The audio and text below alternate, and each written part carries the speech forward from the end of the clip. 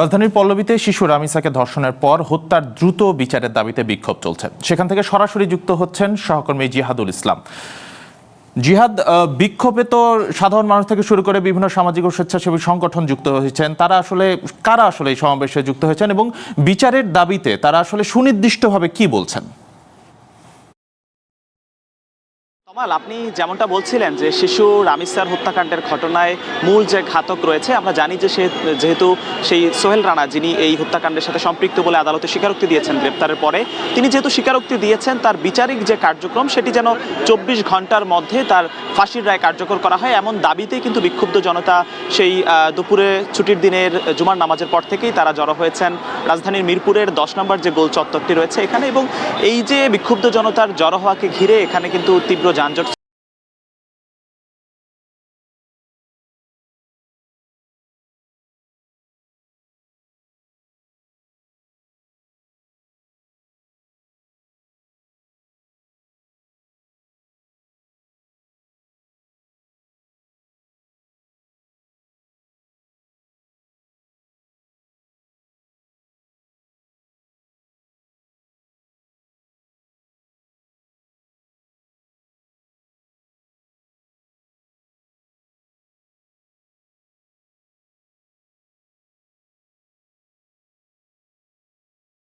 যারা রয়েছেন অর্থাৎ স্থানীয় লোকজনও সেখানে যুক্ত হয়েছেন একই সাথে।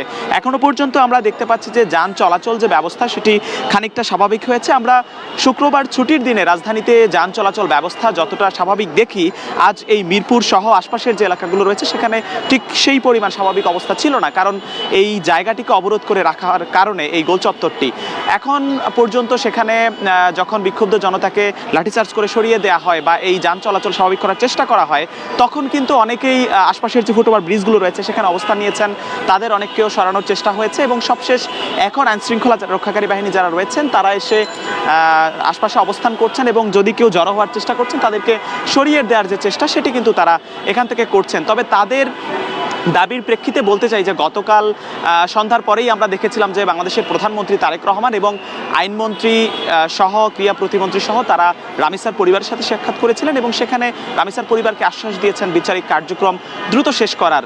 হয়তো সেটি 7 দিন সময় লাগবে ডিএনএ পরীক্ষা সহ নানা কার্যক্রম সমাপ্ত হতে, সেই কার্যক্রমের কথাও বলেছেন। তবে বিক্ষুব্ধ জনতা সেটি কোনোভাবেই মানতে রাজি নয়। তারা বলছেন 24 ঘন্টার মধ্যে ঘাতকের ফাঁসির রায় কার্যকর করতে হবে, এমন একটি দাবিতেই তারা কিন্তু বিক্ষোভ করে যাচ্ছেন। তমাল।